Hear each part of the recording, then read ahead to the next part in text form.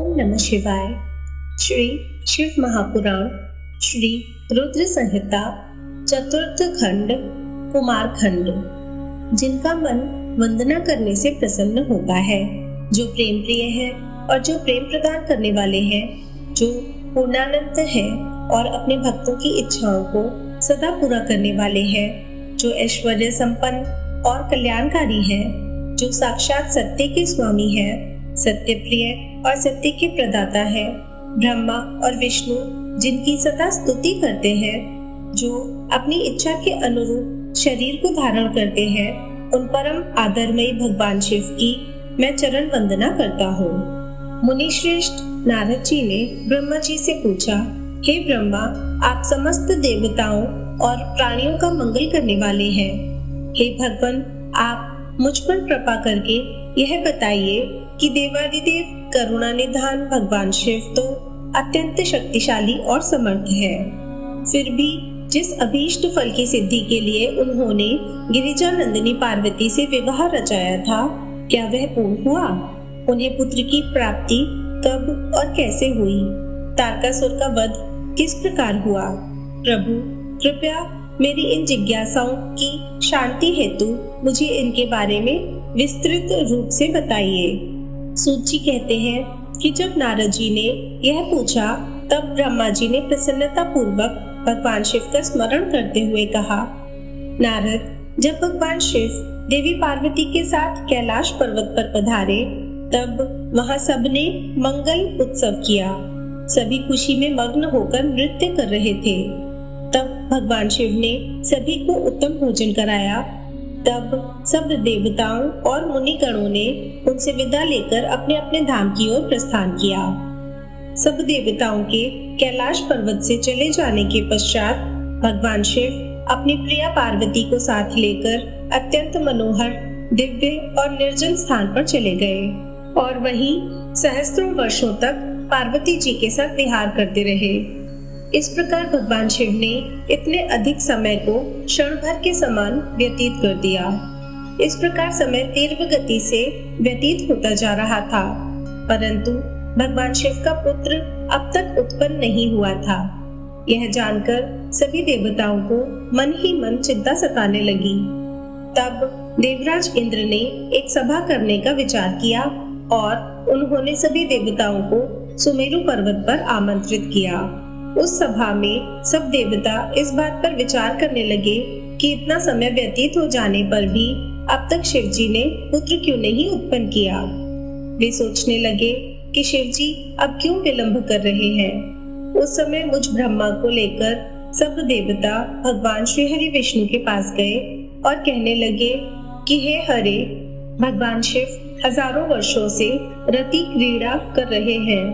उनका पार्वती जी के साथ विहार अब भी जारी है, परंतु अब तक किसी शुभ समाचार की प्राप्ति नहीं हुई है। तब भगवान श्री हरि विष्णु मुस्कुराए और बोले, हे देवताओं, आप इस विषय में इतनी चिंता मत कीजिए। शिव जी स्वयं अपनी इच्छा अनुसार इस स्थिति से विरक्त हो जाएंगे। वैसे भी हमारे शास्त्रों में इस बात का उल्लेख है कि जो व्यक्ति स्त्री पुरुष का वियोग कराता है, उसे हर जन्म में इस वियोग को स्वयं भी भोगना पड़ता है। अतः अधिक कुछ भी नहीं करना चाहिए। कुछ समय और व्यतीत हो जाने दो। अभी हमें सिर्फ प्रतीक्षा करनी होगी। कुछ देर सोचने के पश्चात श्रीहरि ने पुनः कहा, 1000 वर्ष बीत जाने पर आप सब लोग शिव जी के पास जाना तथा कोई युक्ति लगाकर ऐसा उपाय करना कि उनका शक्तिपात किसी भी प्रकार से हो जाए। उसी शक्ति से हमें उनके पुत्र की प्राप्ति हो सकती है। परंतु इस समय आप सब देवता अपने अपने धाम को चले जाएं। भगवान शिव को अपनी पत्नी पार्वती के साथ आनंद पूर्वक विहार करने दे। सब देवताओं को समझाकर श्रीहरि वैकुंठ धाम को चले गए। श्रीहरि के चले जाने के उपरांत सब देवताओं ने अपनी चिंता त्याग दी और प्रसन्नता पूर्वक अपने अपने धाम चले गए। समय अपनी गति से बीतता गया, परंतु शिव जी का पुत्र नहीं हुआ। तारकासुर का भय और आतंक का साया दिन पर दिन और बढ़ने लगा। देवताओं सहित ऋषि मुनियों और साधारण मनुष्यों का जीवन उसने दूभर कर दिया था। तारकासुर के डर से पृथ्वी कांप उठी। तब श्री विष्णु जी ने सब देवताओं को बुलाया और भगवान शिव के पास चलने के लिए कहा। तब सब देवताओं को साथ लेकर भगवान श्री हरि और मैं भगवान शिव से भेंट करने के लिए कैलाश पर्वत पर पहुंचे, परंतु भगवान शिव कैलाश पर्वत पर नहीं थे। उनके गणों से जब हमने महादेव जी के विषय में पूछा तो उन्होंने बताया कि भगवान शिव माता पार्वती के पास उनके मंदिर में गए हैं। तब श्री हरि ने शिव गणों से उनका पता पूछा। तत्पश्चात हम सब उस स्थान पर पहुंचे जहां त्रिलोकीनाथ भगवान शिव अपनी प्रिया के साथ निवास कर रहे थे। तब वहां उनके निवास के द्वार पर पहुंचकर सब देवताओं ने भगवान शिव का स्मरण कर उन्हें मन में प्रणाम कर उनकी स्तुति आरंभ कर दी। ब्रह्मा जी बोले, हे नारद, भगवान शिव तो सर्वेश्वर है, हर विषय के ज्ञाता है। भला उनसे कोई बात किस प्रकार छुप सकती है। भगवान शिव तो महान योगी हैं और सब कुछ जानने वाले हैं। इसलिए उन्होंने अपने योग बल से यह जान लिया कि मैं विष्णु जी सभी देवताओं को साथ लेकर उनके द्वार पर आए हैं। तब वे बड़े हर्षित हुए और हम सबसे मिलने के लिए द्वार पर पधारे और हमारी स्तुति को स्वीकारते हुए बोले, आप सब एक साथ यहाँ क्यों पधारे हैं। तब हमने अपने आने का प्रयोजन बताते हुए कहा कि हे देवाधिदेव करुणा निधान भगवान, तारकासुर के अत्याचार दिन प्रतिदिन बढ़ते जा रहे हैं। प्रभु, अब तो उपाय कीजिए कि हमें उसके आतंक से मुक्ति मिल जाए। देवताओं के इन वचनों को सुनकर भगवान शिव दुखी हो गए और कुछ देर तक चुपचाप कुछ सोचने के बाद बोले, हे देवताओं, आपके दुखों को मैं समझ रहा हूँ, परंतु मेरे लिए एक कठिन समस्या है कि मेरे द्वारा किए गए शक्तिपात को कौन धारण कर सकता है। ऐसा कहकर उन्होंने अपना शक्तिपात धरती पर गिरा दिया। तब सब देवताओं ने अग्निदेव से प्रार्थना की कि वे भगवान शिव की उस शक्ति को कपोत बनकर धारण कर ले। सब देवताओं का आग्रह स्वीकार करके अग्निदेव ने कपोत रूप धारण कर उस शक्ति को अपने अंदर समाहित कर लिया। जब बहुत देर तक भगवान शिव देवी पार्वती के पास नहीं पहुंचे तो परेशान होकर देवी स्वयं उन्हें देखने बाहर चली आईं। वहां जब उन्होंने अग्निदेव को उस शक्ति का भक्षण करते हुए देखा तो वे क्रोधित हो गईं। उस समय उनकी आंखें गुस्से के कारण लाल हो गई थी। तब देवी पार्वती ने अग्निदेव से कहा, हे दुष्ट अग्निदेव, आपने मेरे पति त्रिलोकीनाथ की शक्ति का भक्षण किया है, इसलिए आज मैं तुम्हें श्राप देती हूँ कि तुम सर्वभक्षी होंगे। जो भी तुम्हारे संपर्क में आएगा वह तत्काल नष्ट हो जाएगा। तुम सर्वथा इस आग में स्वयं भी जलते रहोगे। अग्निदेव को क्रोध में यह श्राप देकर देवी पार्वती वहां से चली गई। उनके साथ शिव जी भी वहां से चले गए। इधर समस्त देवताओं द्वारा अग्नि में होम करने से और अन्न आदि के सेवन द्वारा वह शक्ति सब देवताओं के शरीर में पहुंच गई। उस शक्ति की गर्मी से सभी देवता दुखी हो गए थे। तब सब पुनः भगवान शिव की शरण में पहुंचे और उनसे हाथ जोड़कर प्रार्थना करने लगे कि भगवान हमें इस जलन से मुक्ति दिलाएं। हम सबकी पीड़ा अनुभव कर उन्होंने हमसे कहा कि इस शक्ति का ताप और जलन को बंद करने के लिए उसे हमें अपने शरीर से वमन के द्वारा बाहर निकालना होगा। भगवान शिव की आज्ञा मानकर हम सभी देवताओं ने वमन द्वारा शिव जी की उस शक्ति को अपने शरीर से निकाल दिया। उसके निकलते ही सबने संतोष की सांस ली और महादेव जी की स्तुति करके उन्हें धन्यवाद दिया, परंतु अग्निदेव की पीड़ा किसी भी प्रकार कम नहीं हो रही थी। उनका हृदय जल रहा था। तब मैंने अग्निदेव को भगवान शिव की शरण में जाने की सलाह दी। मेरी बात मानकर अग्निदेव ने भक्त वत्सल भगवान शिव की बहुत स्तुति की। तब शिव जी प्रसन्न हुए और बोले, कहिए अग्निदेव, आप क्या कहना चाहते हैं। तब अग्निदेव ने हाथ जोड़कर भगवान शिव को प्रणाम किया और उनकी स्तुति की। तत्पश्चात वे बोले, हे देवादिदेव, कृपा करके मेरे अपराध को क्षमा कर दीजिए। मैं बहुत बड़ा मूर्ख हूँ जो मैंने आपकी शक्ति का भक्षण किया। आप मुझे क्षमा करें और मुझ पर प्रसन्न हो। भगवान, मुझ पर कृपा कर इस शक्ति के ताप को कम करके मुझे मुक्ति दिलाएं। यह सुनकर भगवान प्रसन्नता पूर्वक अग्निदेव से बोले, हे अग्निदेव, आपने उस शक्ति का सेवन करके बहुत बड़ी भूल की है। अपने किए का दंड आप काफी समय से भोग रहे हैं, इसलिए मैं आपको क्षमा करता हूँ। तुम मेरी इस शक्ति को किसी नारी शरीर में स्थित कर दो। ऐसा करने से तुम्हारे सभी कष्ट दूर हो जाएंगे। यह सुनकर अग्नि ने दोबारा प्रश्न किया कि भगवान, आपका तेज धारण करने की क्षमता तो किसी में भी नहीं है। तभी नारद, तुम भी वहां आ गए और अग्निदेव से बोले कि जैसा भगवान शिव की आज्ञा है वैसा ही करो। ऐसा करने से तुम्हारे कष्ट दूर हो जाएंगे। तुमने अग्निदेव से कहा कि माघ महीने में जो भी स्त्री सबसे पहले प्रयाग में स्नान करे, उसके शरीर में आप इस शक्ति को स्थित कर देना।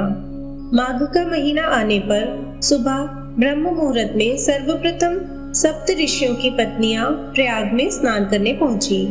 स्नान करने के उपरांत जब उन्होंने अत्यधिक ठंड का अनुभव किया तो उनमें से 6 स्त्रियां अग्नि के पास जाकर आग तापने लगी। उसी समय उनके रोमों के द्वारा शिवजी की शक्ति के कण अग्नि से निकलकर उनके शरीर में पहुंच गए। तब अग्निदेव को जलन की पीड़ा से मुक्ति मिल गई। समयानुसार वे 6 ऋषि पत्नियां गर्भवती हो गईं। उनके पतियों ने उन्हें व्यभिचारी समझकर उनका त्याग कर दिया। तब वे सब हिमालय पर्वत पर जाकर तपस्या करने लगी। वहीं उस पर्वत पर उन्होंने कई भागों में मानव अंगों को जन्म दिया, परंतु वह पर्वत उनके भार को सहन नहीं कर सका और उसने उन्हें गंगा जी में गिरा दिया। गंगा जी ने उन्हें जोड़ दिया, पर वे उस बालक के तेज को सहन नहीं कर सकी और उसे अपनी तरंगों में बहाकर सरकंडे के वन के निकट छोड़ दिया। वह तेजस्वी बालक मार्गशीर्ष में शुक्ल षष्ठी के दिन पृथ्वी पर उत्पन्न हुआ। उसके पृथ्वी पर आते ही सभी को आनंद की अनुभूति हुई। आकाश में दुंदुभियां बजने लगी और फूलों की वर्षा होने लगी। नारद जी बोले, हे ब्रह्मा जी, जब वह बालक पृथ्वी पर अवतरित हो गया तब वहाँ क्या और कैसे हुआ? तब नारद जी का प्रश्न सुनकर ब्रह्मा जी बोले, हे नारद, जब गंगा जी द्वारा उस तेजस्वी बालक को लहरों द्वारा बहाकर सरकंडे के वन के पास छोड़ दिया गया, तभी वहां मुनि विश्वामित्र पधारे।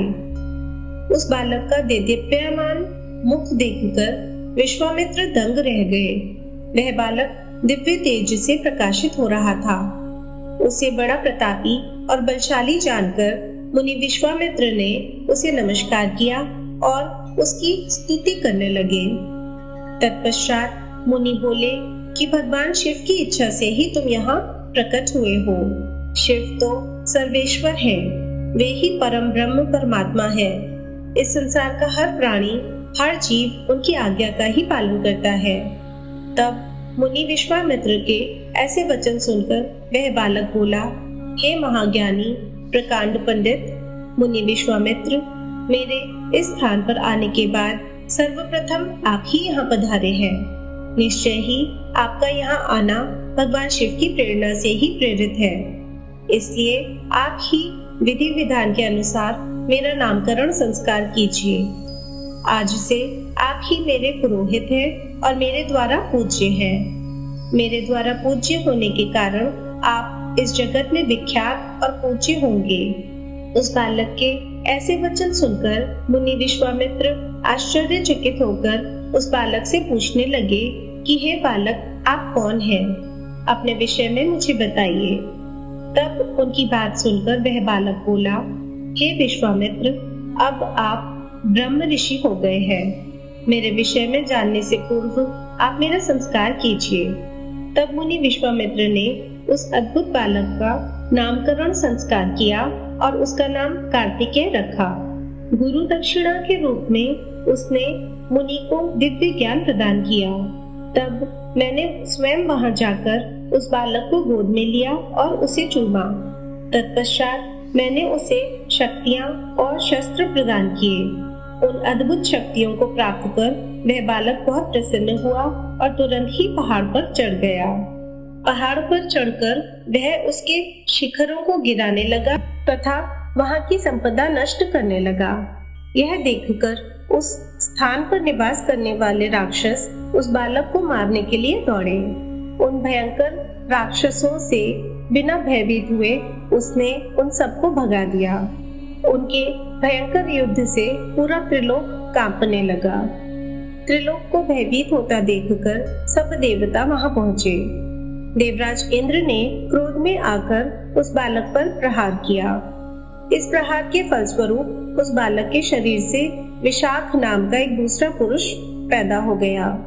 उन्होंने उस बालक पर एक और प्रहार किया तो नेगम नाम का एक और महाबली पुरुष पैदा हो गया। इस प्रकार इंद्र के प्रहारों से 4 स्कंद पैदा हुए जो बहुत वीर और बलवान थे। तब क्रोधित होकर ये चारों स्कंद एक साथ मिलकर स्वर्ग के राजा इंद्र को मारने के लिए दौड़े। यह देखकर इंद्र घबराकर अपनी जान बचाने के लिए कहीं दूर जाकर छिप गए। उनको ढूंढते ढूंढते वह बालक उनके धाम स्वर्ग में पहुंच गया। उस समय जब वह बालक स्वर्ग पहुंचकर देवराज इंद्र को ढूंढ रहा था, एक सुंदर सरोवर में 6 कृतिकाएं स्नान कर रही थी। उस सुंदर सलोने बालक को देखकर वह उसे प्यार करने और गोद में खिलाने के लिए दौड़ी और उसे पकड़कर ले आई। तब उन कृतिकाओं ने उस नन्हे बालक को बहुत प्यार किया और तब वे आपस में उसे दूध पिलाने के लिए लड़ने लगी। तब उस बालक ने 6 मुख धारण करके सब माताओं का स्तनपान किया।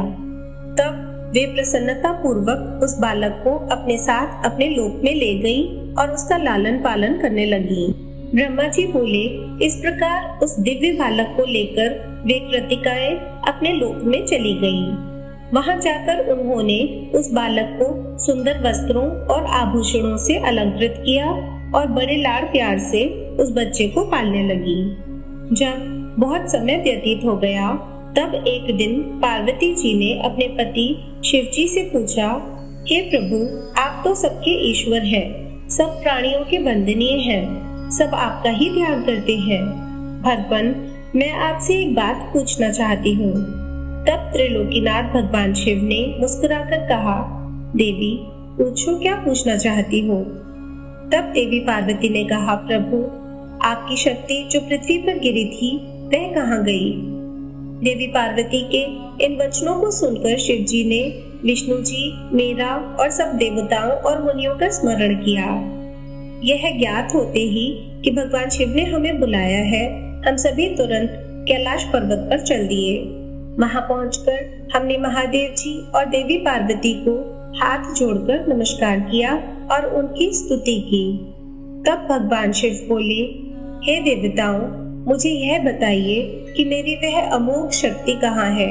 शीघ्र बताओ, अन्यथा मैं तुम्हें इसके लिए दंड दूंगा। भगवान शिव के यह वचन सुनकर सभी देवता भय से कांपने लगे। तब उन्होंने जैसे जैसे वह शक्ति जहाँ जहाँ गई थी वह सभी बातें शिव पार्वती को विस्तार सहित बताई। तब उन्होंने यह भी बताया कि उस बालक को 6 कृतिकाएं अपने साथ अपने लोक को ले गई है और उसको पाल रही है। यह सुनकर शिव जी व देवी पार्वती को बहुत प्रसन्नता हुई। वे दोनों अपने उस पुत्र को देखने के लिए बहुत उत्सुक थे। तब शिव जी ने अपने गणों को उस बालक को कृतिकाओं के पास से वापस ले आने की आज्ञा दी। भगवान शिव की आज्ञा पाकर उनके वीर बलशाली गण, क्षेत्रपाल और भूत प्रेत गण लाखों की संख्या में शिव जी के पुत्र की खोज में निकल पड़े। तब उन सब ने वहां पहुंचकर कृतिकाओं के घर को घेर लिया। यह देखकर कृतिकाएं भय से व्याकुल हो गईं। तब कृतिकाओं ने अपने पुत्र कार्तिकेय से कहा कि हमें चारों ओर से असंख्य सेनाओं ने घेर लिया है, अब हमें बचने का मार्ग खोजना होगा। यह सुनकर स्वामी कार्तिकेय मुस्कुराए और बोले, हे माताओं, आपको डरने की कोई आवश्यकता नहीं है, आपका यह पुत्र आपके साथ है। मेरे रहते कोई भी शत्रु इस घर में प्रवेश नहीं कर सकता। माता, मेरे बाल रूप को देखकर आप मुझे अयोग्य न समझें। मैं इन सभी को हराने में सक्षम हूँ। इससे पूर्व की कार्तिकेय उन गणों की सेनाओं को नुकसान पहुंचाते, नंदीश्वर उनके सामने आकर खड़े हो गए और बोले, हे माताओं, हे भ्राता, मुझे संसार के संहार करता भगवान शिव ने यहाँ भेजा है। मेरे यहाँ आने का उद्देश्य किसी को नुकसान पहुंचाना नहीं है। मैं तो सिर्फ आपको अपने साथ ले जाने आया हूँ। इस समय ब्रह्मा, विष्णु और शिव त्रिदेव आपकी कैलाश पर्वत पर प्रतीक्षा कर रहे हैं तथा आपके लिए चिंतित हैं। आप शीघ्र ही हमारे साथ पृथ्वी पर चलें। आप अभी तक अपने जन्म के उद्देश्य से सर्वथा अनजान हैं। आपका जन्म दैत्यराज तारकासुर का वध करने के लिए ही हुआ है। अतः आप हमारे साथ चलें। वहाँ पृथ्वी लोक पर सब देवताओं सहित स्वयं भगवान शिव आपका अभिषेक करेंगे तथा सब देवता अपनी अपनी दिव्य शक्तियाँ और अस्त्र शस्त्र आपको प्रदान करेंगे। यह सुनकर कार्तिकेय बोले, यदि आपको भगवान शिव ने यहाँ मेरे पास भेजा है तो मैं अवश्य ही उनके दर्शनों के लिए आपके साथ चलूंगा। हे तात, ये ज्ञान योगिनियाँ प्रकृति की कला है। इन्हें कृतिका नाम से जाना जाता है। इन्होंने ही अब तक मेरा पालन पोषण किया है, इसलिए ये मेरी माताएं हैं और मैं इनका पौष्य पुत्र हूँ। तब स्वामी कार्तिकेय ने हाथ जोड़कर कृतिकाओं से नंदीश्वर के साथ जाने की आज्ञा मांगी। माताओं ने अपना आशीर्वाद देकर उन्हें वहां से जाने की आज्ञा प्रदान कर दी। ब्रह्मा जी बोले, जब कार्तिकेय अपनी माताओं कृतिकाओं से आज्ञा लेकर भगवान शिव के पास जाने के लिए वहां से निकले तो द्वार पर देवताओं के शिल्पी विश्वकर्मा द्वारा बनाया गया सुंदर रथ उनकी प्रतीक्षा कर रहा था। वह रथ दिव्य था और द्रुत गति से चलने वाला था। उस रथ को उनकी माता पार्वती ने उनके लिए भेजा था। उनके पार्षद उस रथ के पास खड़े हुए थे।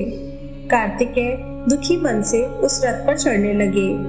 तभी उनकी माताएं दौड़कर रोते हुए उनसे लिपट गईं और कहने लगी कि पुत्र, हम तुम्हारे बिना क्या करें।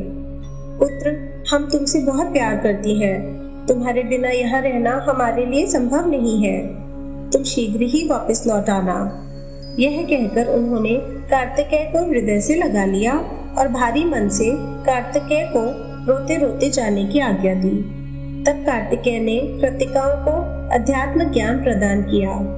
तत्पश्चात कार्तिकेय उस दिव्य मनोहर रथ पर बैठ गए और वह उन्हें ले उड़ा। आकाशीय मार्ग से तीव्र गति से चलता हुआ वह रथ कैलाश पर्वत पर आकर रुका। तब शिवगणों ने भगवान शिव और माता पार्वती के पास जाकर कार्तिकेय के आगमन की शुभ सूचना उन्हें दी। उनके आगमन के बारे में सुनकर भगवान शिव और देवी पार्वती बहुत प्रसन्न हुए। तत्पश्चात भगवान शिव मुझे, विष्णु जी, देवी पार्वती और अन्य देवताओं को साथ लेकर उस स्थान पर पहुँचे जहाँ कार्तिकेय का रथ रुका हुआ था। सबके मन में गंगा जी से उत्पन्न उस बालक को देखने की बड़ी इच्छा थी।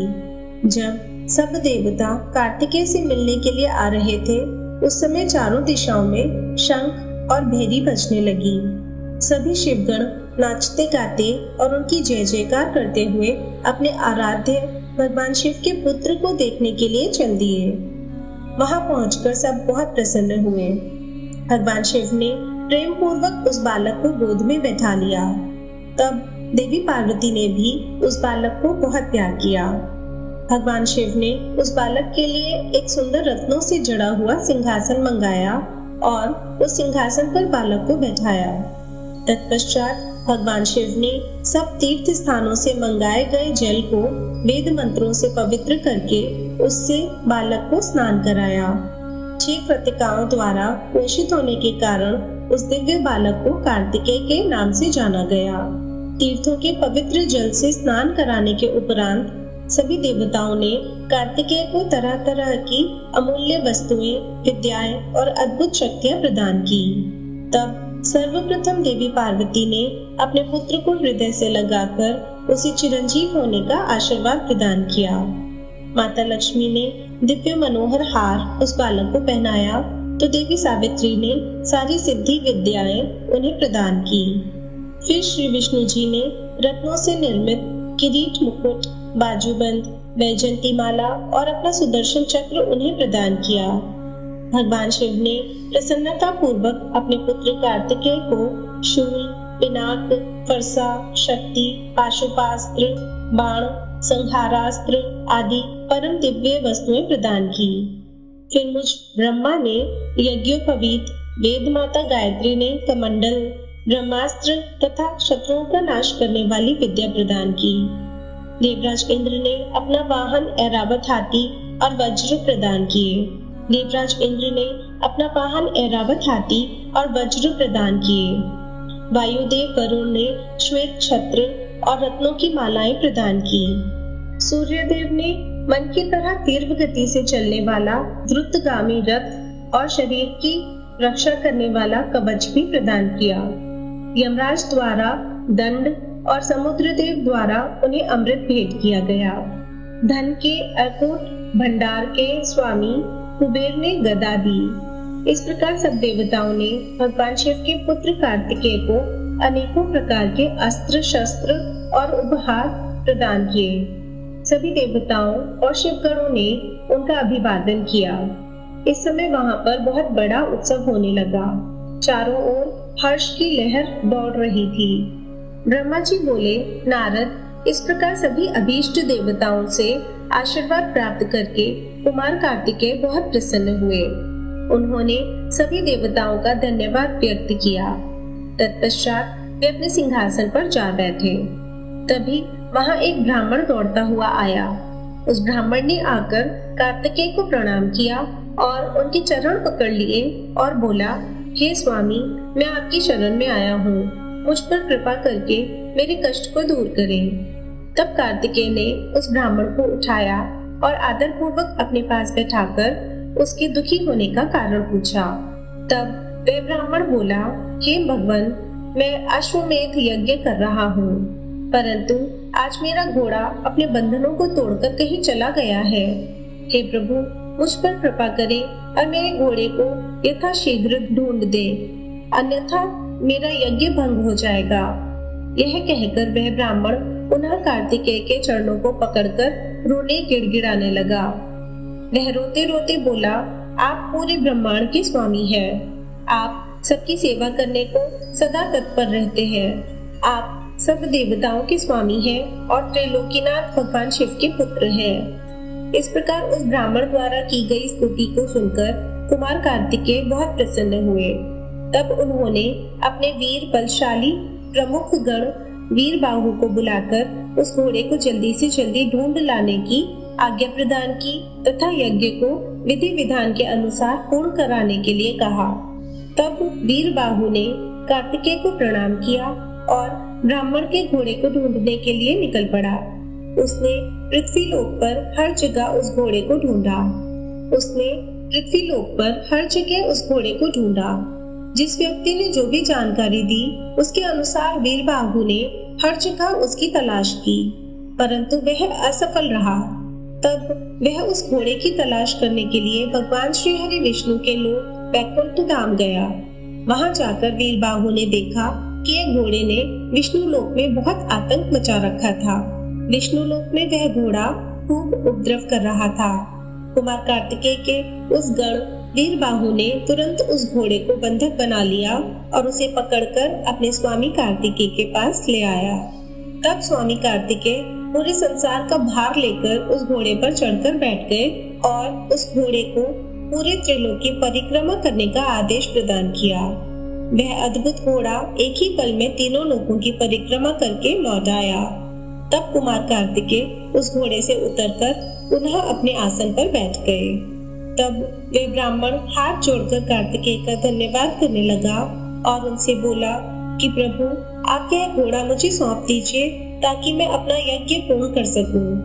तब कार्तिकेय मुस्कुराए और बोले, हे ब्राह्मण, यह घोड़ा उत्तम है और यह वध के योग्य नहीं है, इसलिए आप इसे अपने साथ ले जाने के लिए ना कहें। मैं आपके यज्ञ को पूर्ण होने का वरदान देता हूँ। मेरे आशीर्वाद से आपका यज्ञ अवश्य सफल होगा। ब्रह्मा जी बोले, हे नारद, अपने पुत्र कार्तिकेय का अद्भुत पराक्रम देखकर भगवान शिव और देवी पार्वती बहुत प्रसन्न हुए। तब सब देवताओं सहित श्री हरि विष्णु और देवराज इंद्र और मैं भी बहुत हर्षित हुए और भगवान शिव से बोले, हे देवादिदेव भगवान, आप तो सर्वेश्वर हैं, सर्वज्ञाता हैं। संसार की सब घटनाएं आपकी इच्छा से ही घटती है। आप तो जानते ही हैं कि ब्रह्मा जी द्वारा असुरराज तारक को दिए गए वर के अनुसार शिव पुत्र ही उसका वध करने में सक्षम होगा। इसलिए ही कुमार कार्तिकेय का जन्म हुआ है। प्रभु, हम लोगों के कष्टों को दूर करके हमारे जीवन को सुखी करने के लिए आप अपने पुत्र कार्तिकेय को आज्ञा दीजिए कि वह तारकासुर का वध करे। यह कहकर सब देवता भगवान शिव की स्तुति करने लगे। तब भगवान शिव का हृदय हम सबकी प्रार्थना से द्रवित हो उठा। उन्होंने हमारी प्रार्थना को स्वीकार कर लिया और अपने पुत्र कुमार कार्तिकेय को देवताओं को सौंप दिया। तब भगवान शिव ने अपने पुत्र कार्तिकेय को यह आज्ञा दी कि देवताओं की विशाल सेना का नेतृत्व करे और देवताओं के दुखों और संकटों को दूर करने के लिए तारकासुर का वध करे।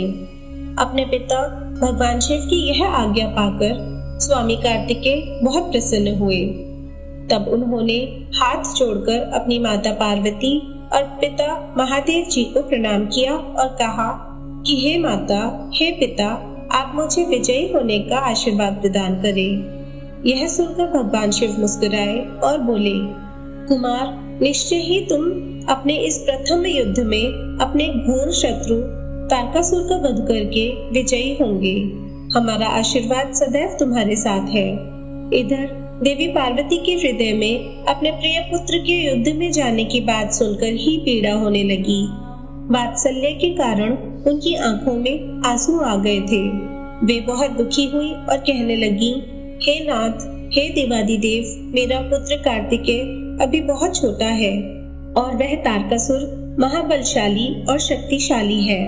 उस दुष्ट ने अपनी दुष्टता से सभी देवताओं को भी परास्त कर दिया है। जब इतनी शक्तियों के स्वामी देवता उसका कुछ नहीं बिगाड़ सके, तो मेरा यह नन्हा सा पुत्र भला कैसे उसको हरा सकता है। मेरा दिल मुझे कार्तिकेय को युद्ध में भेजने के लिए आज्ञा नहीं देता है। मैं अपने पुत्र को अपने साथ रखना चाहती हूँ। यह वचन सुनकर सभी देवताओं सहित भगवान शिव भी चिंतित हो गए। तब महादेव जी देवी पार्वती को समझाते हुए बोले, हे देवी, हे शिवा, आप सामान्य स्त्रियों की तरह क्यों व्यवहार कर रही है। यह मेरा और आपका पुत्र होने के कारण महाशक्तिशाली और वीर योद्धा है। देवताओं ने इसे अपनी अभीष्ट शक्तियां प्रदान की है। कार्तिकेय की जीत निश्चित है। कार्तिकेय का उत्पन्न होना तारकासुर के वध का प्रतीक है। आप व्यर्थ में चिंतित ना हो और अपने पुत्र को खुशी खुशी तारक के वध के लिए भेजें। भगवान शिव के ऐसे वचन सुनकर देवी पार्वती को बहुत संतोष हुआ और उन्होंने कार्तिकेय को युद्ध में जाने की आज्ञा दे दी। सब देवताओं का भय दूर हुआ और उनमें प्रसन्नता की लहर दौड़ गई। ब्रह्मा जी बोले, नारद, जब देवी पार्वती और भगवान शिव ने कुमार कार्तिकेय को युद्ध का नेतृत्व करने की आज्ञा प्रदान की, तो सभी देवता बहुत प्रसन्न हुए और एकत्र होकर उस पर्वत की ओर चल दिए। सिंहनाद करते हुए वे आगे बढ़ने लगे। उस समय कार्तिकेय सेना का नेतृत्व करते हुए सबसे आगे चल रहे थे।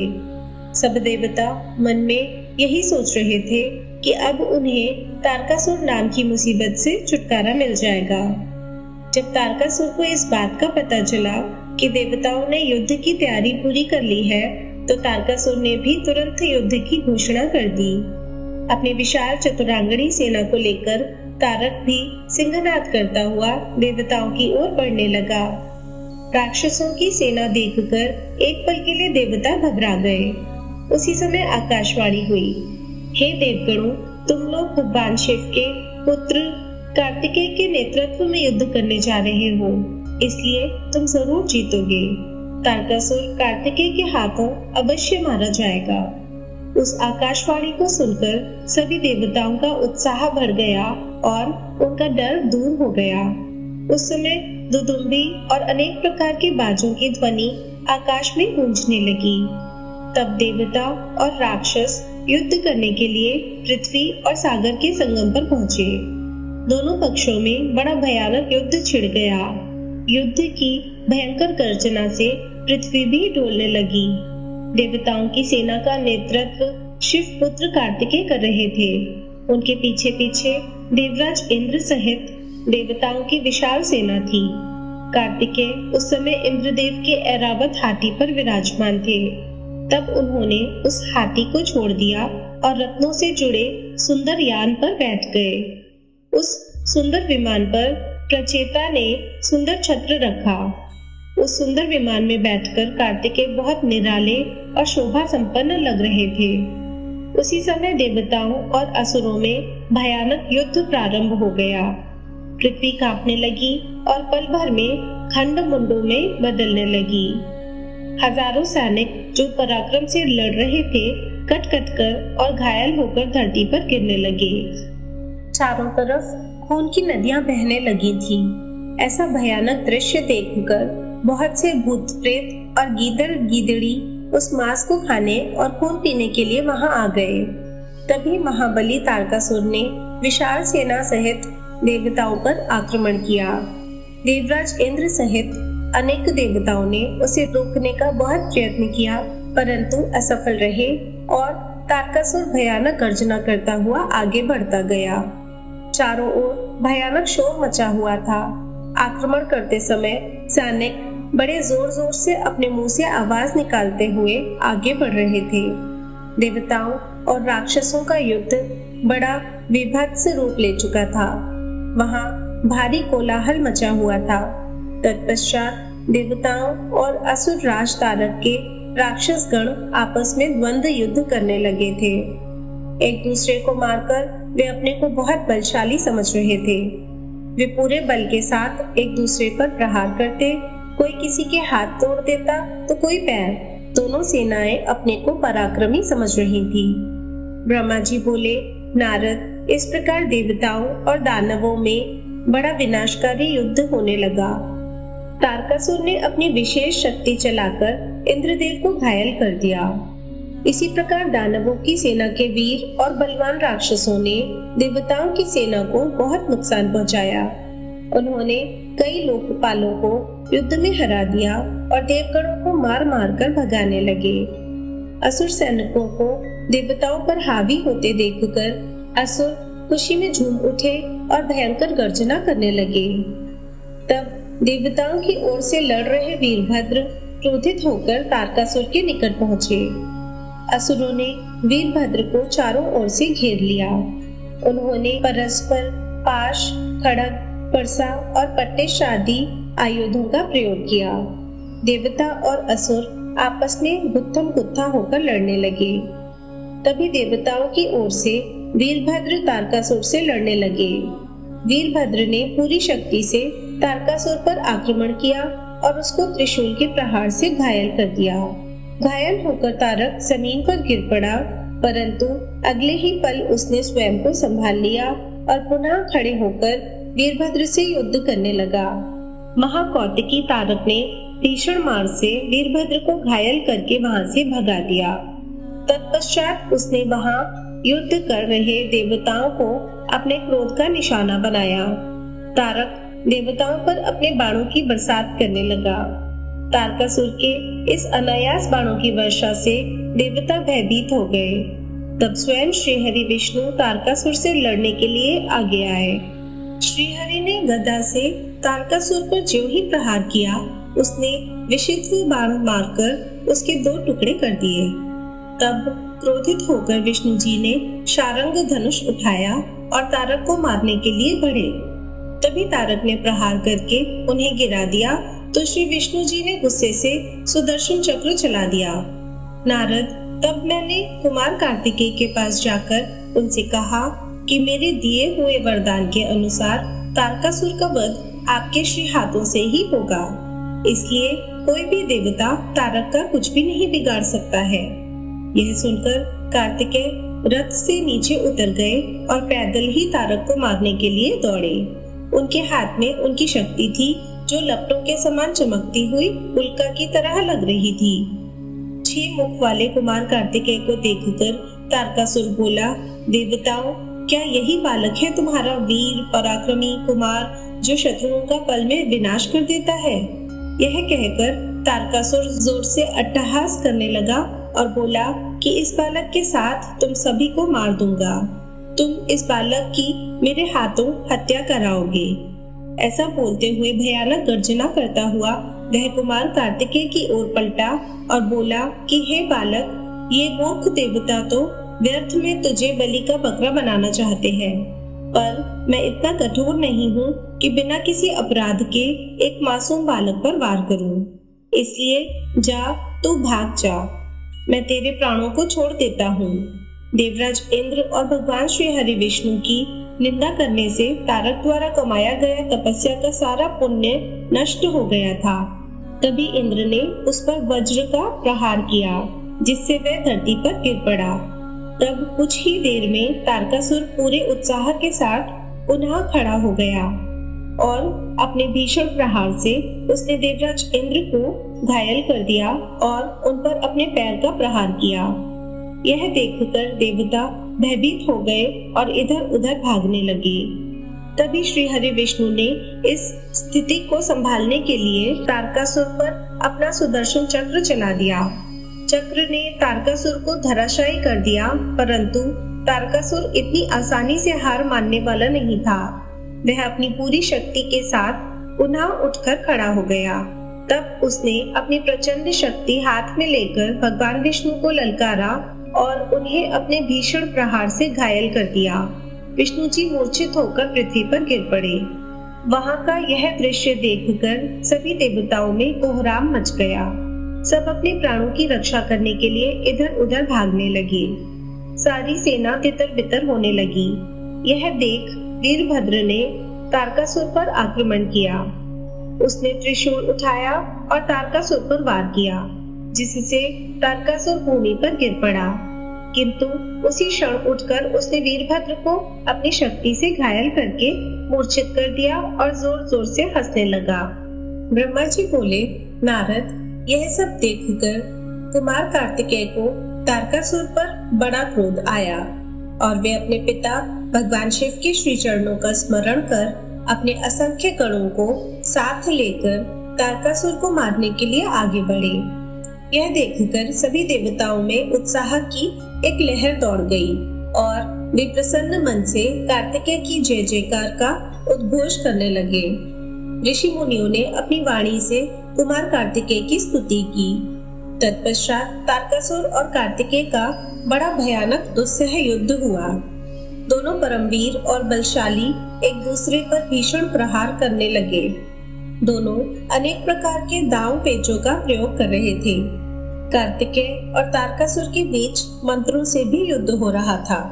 दोनों अपनी पूरी शक्ति और सामर्थ्य का प्रयोग एक दूसरे को मारने के लिए कर रहे थे। इस भयानक युद्ध में दोनों ही घायल हो रहे थे।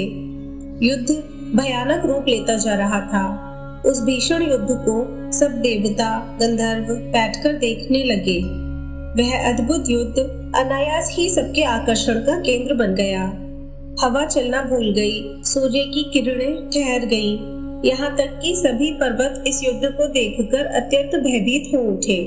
वे शिव पार्वती के इस पुत्र की रक्षा करने के लिए तुरंत उधर आ गए।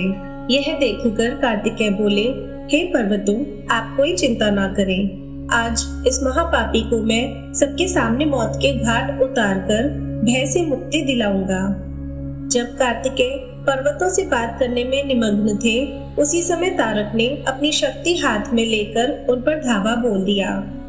उस शक्ति के प्रहार के आघात से शिवपुत्र कार्तिकेय भूमि पर गिर पड़े, परंतु अगले ही क्षण वे अपनी पूरी शक्ति के साथ पुनः खड़े हो गए और लड़ने के लिए तैयार हो गए। कार्तिकेय ने अपने मन में अपने माता पिता पार्वती जी व भगवान शिव को प्रणाम करके उनका आशीर्वाद लिया और अपनी प्रबल शक्ति से तारकासुर की छाती पर आघात किया। उसकी चोट से तारकासुर का शरीर विदीर्ण होकर पृथ्वी पर गिर पड़ा। सबके देखते ही देखते वह महाबली असुर पल भर में ढेर हो गया। महाबली तारकासुर के मारे जाते ही चारों ओर कार्तिकेय की जय जयकार गूंज उठी। तारकासुर के वध से सभी देवता प्रसन्न थे। तब अपने महाराज तारकासुर को मरा जानकर असुरों की विशाल सेना में भयानक कोलाहल मच गया।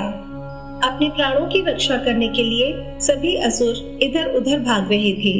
देवताओं ने मिलकर सभी असुरों को मार गिराया। कुछ असुर डरकर मैदान छोड़कर भाग खड़े हुए थे, तो बहुत से दैत्य और राक्षस हाथ जोड़कर कुमार कार्तिकेय की शरण में आ गए और उनसे क्षमा मांगने लगे। तब कुमार ने प्रेम पूर्वक उन्हें क्षमा कर दिया और उन दानवों को आदेश दिया कि वे सदैव के लिए पाताल में चले जाएं।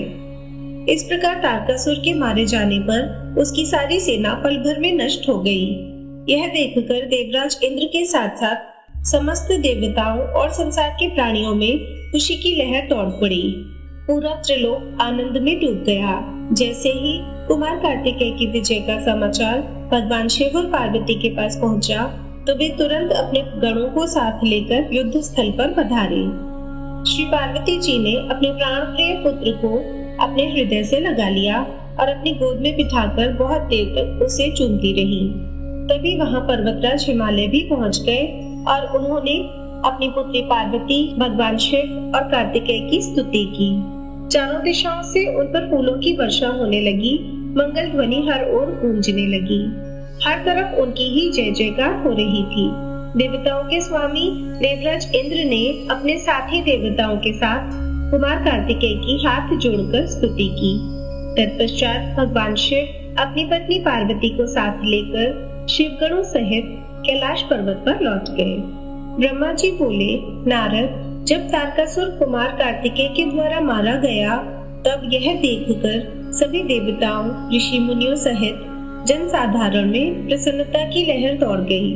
सभी खुश थे। सभी देवताओं ने मिलकर भक्ति भाव से कार्तिकेय की स्तुति की। तभी क्रौंच नामक एक पर्वत दुखी होकर कार्तिकेय के पास आया। वह क्रौंच बाणासुर नामक दैत्य द्वारा सताया गया था। वह कुमार के सामने हाथ जोड़कर खड़ा हो गया और भक्ति भाव से स्वामी कार्तिकेय की स्तुति करने लगा। तत्पश्चात बोला, हे प्रभु, बाणासुर मुझे बहुत कष्ट दे रहा है, आप उससे मेरी रक्षा कीजिए। तब कार्तिकेय ने पर्वतराज क्रौंच की स्तुति से प्रसन्न होकर क्रौंच को सांत्वना दी। जब पर्वतराज क्रौंच शांत हो गए, तब कुमार कार्तिकेय ने उन्हें उनके दुखों और कष्टों से छुटकारा दिलाने हेतु भगवान शिव का स्मरण करके वहीं से अपनी अद्भुत शक्ति का परिचय देते हुए एक अनोखी शक्ति छोड़ी। इस शक्ति का प्रयोग कुमार कार्तिकेय ने उस दुष्ट राक्षस बाणासुर पर किया था। तब वह शक्ति दैत्यराज बाणासुर को भस्म करके शीघ्र ही कार्तिकेय के पास वापस लौट आई। यह शक्ति जब उनके पास वापस पहुंच गई, तब वे क्रौंच से बोले, हे पर्वतराज क्रौंच, अब आपको बाणासुर नामक दैत्य से डरने की कोई आवश्यकता नहीं है। मैंने बाणासुर को मारकर तुम्हारी इस परेशानी को सदा सदा के लिए हल कर दिया है। अतः अब तुम अपने भय को छोड़कर हमेशा के लिए निर्भय हो जाओ। अब तुम प्रसन्नता पूर्वक अपने घर की ओर प्रस्थान करो। बाणासुर के भय से मुक्ति का समाचार पाकर पर्वतराज क्रौंच बहुत प्रसन्न हुआ और उसने भक्ति भाव से कार्तिकेय की स्तुति की। तत्पश्चात वह उनसे विदा लेकर अपने गृह स्थान की ओर चल दिया। वहां पहुंचकर क्रौंच ने अपने स्वामी कार्तिकेय की प्रसन्नता के लिए भगवान शिव के 3 शिवलिंगों की स्थापना की। प्रतिज्ञेश्वर, कपालेश्वर और कुमारेश्वर नामक ये 3 शिवलिंग विश्व विख्यात हैं और लोगों की आस्था और भक्ति का जीता जागता उदाहरण है। ये शिवलिंग सिद्धिदायक हैं और 16 महान ज्योतिर्लिंगों में सम्मिलित हैं। पर्वतराज क्रौंच के अपने स्थान पर वापस लौट जाने के उपरांत देवताओं के गुरु बृहस्पति ने कुमार कार्तिकेय से कहा कि कुमार, देवताओं द्वारा आपको शिव पार्वती की आज्ञा से यहाँ महाबली तारकासुर का वध करने के लिए लाया गया था। इस अभीष्ट कार्य की पूर्ति हो चुकी है, अतः अब आपको कैलाश पर्वत पर लौट जाना चाहिए। गुरु बृहस्पति की बात अभी पूरी भी नहीं हुई थी कि तभी प्रलंबासुर नामक दैत्य ने बहुत उपद्रव मचाना शुरू कर दिया और लोगों को कष्ट देना आरंभ कर दिया। तब शेष जी के पुत्र कुमुद दुखी अवस्था में कुमार कार्तिकेय के पास आए। वहां आकर कुमुद ने कार्तिकेय की स्तुति की और कहा, हे प्रभु, मैं आपकी शरण में आया हूँ। हे गिरिजा पुत्र, मुझे प्रलंबासुर की प्रताड़ना से मुक्ति दिलाइए। तब कुमार कार्तिकेय ने प्रसन्नता पूर्वक कुमुद को प्रलंबासुर द्वारा दिए गए कष्टों से मुक्ति दिलाने हेतु अपनी शक्ति द्वारा उसका भी संहार कर दिया। उस प्रलंबासुर को उसके साथियों सहित मरा जानकर उसके शेष पुत्र कुमुद ने कार्तिकेय की बहुत स्तुति की और अपने निवास स्थान पाताल को चला गया। ब्रह्मा जी बोले, हे नारद, इस प्रकार जब कार्तिकेय द्वारा दैत्यराज बाणासुर और प्रलंबासुर को भस्म कर दिया गया, तब सभी देवताओं ने सहर्ष कुमार कार्तिकेय का स्तवन किया। देवता बोले, हे देव, हम राक्षस राज तारक का वध करने वाले आपको नमस्कार करते हैं। हे शंकर नंदन, हे गिरिजा पुत्र, आपने बाणासुर और प्रलंबासुर नामक राक्षसों को मारकर इस त्रिलोक के संकटों को दूर किया है। आपकी भक्ति पवित्र है तथा आपका स्वरूप विघ्नों का नाश कर अभय प्रदान करने वाला है। हम सब स्वच्छ मन से आपकी स्तुति करते हैं। आप हमारी इस स्तुति को स्वीकार करें। कुमार, हम आशा करते हैं कि आप इसी प्रकार सदैव हमारे कष्टों और संकटों को दूर करने में हमारी सहायता करेंगे। देवताओं द्वारा की गई इस अनन्य स्तुति को सुनकर कुमार कार्तिकेय का हृदय प्रसन्नता से खिल उठा। उन्होंने सभी देवताओं को सहर्ष उत्तम वरदान प्रदान किए तथा भविष्य में सदैव सहायता करने का उन्हें वचन दिया। पर्वतों द्वारा की गई स्तुति से प्रसन्न होकर कार्तिकेय बोले, हे भूधरों, आप सदा से उत्तम और श्रेष्ठ हैं। आज से आप सभी साधु संतों और तपस्या में लीन रहने वाले साधकों द्वारा पूजनीय होंगे। पर्वतों में श्रेष्ठ मेरे नाना हिमालय इन ज्ञानियों और तपस्वियों के लिए फलदाता सिद्ध होंगे। श्री हरि विष्णु बोले, हे कुमार, महाबली तारक का वध करके आपने इस चराचर जगत को सुखी कर दिया है। अब आप अपना पुत्र होने का कर्तव्य भी निभाएं। अब आपको अपने माता पिता भगवान शिव और पार्वती की प्रसन्नता के लिए उनके पास कैलाश पर्वत पर जाना चाहिए। तत्पश्चात कुमार सभी देवताओं के साथ दिव्य विमान में बैठकर अपने माता पिता के पास कैलाश पर्वत की ओर चल दिए। वे सब आनंद ध्वनि करते हुए भगवान शिव के पास पहुँचे। विष्णु जी सहित सभी देवताओं ने त्रिलोकीनाथ भगवान शिव को प्रणाम करके उनकी स्तुति की। कुमार कार्तिकेय ने भी अपने माता पिता को सेवा भाव से प्रणाम किया। भगवान शिव ने प्रसन्नता से अपने पुत्र का मुंह चूम लिया और बहुत स्नेह किया। देवी पार्वती ने कुमार को अपनी गोद में बिठाकर खूब चूमा। यह देखकर सभी देवता आनंद में मग्न होकर शिव पार्वती और कार्तिकेय की जय जयकार करने लगे।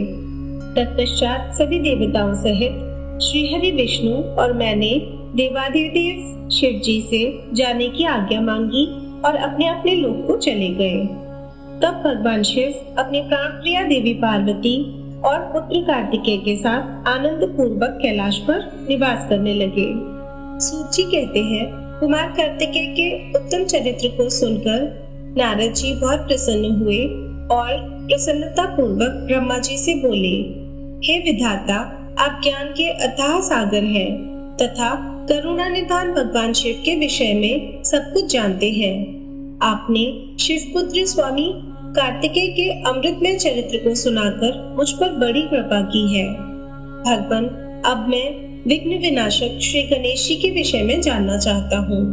उनके दिव्य चरित्र, उनकी उत्पत्ति के विषय में सब कुछ सविस्तार बताकर मुझे कृतार्थ कीजिए।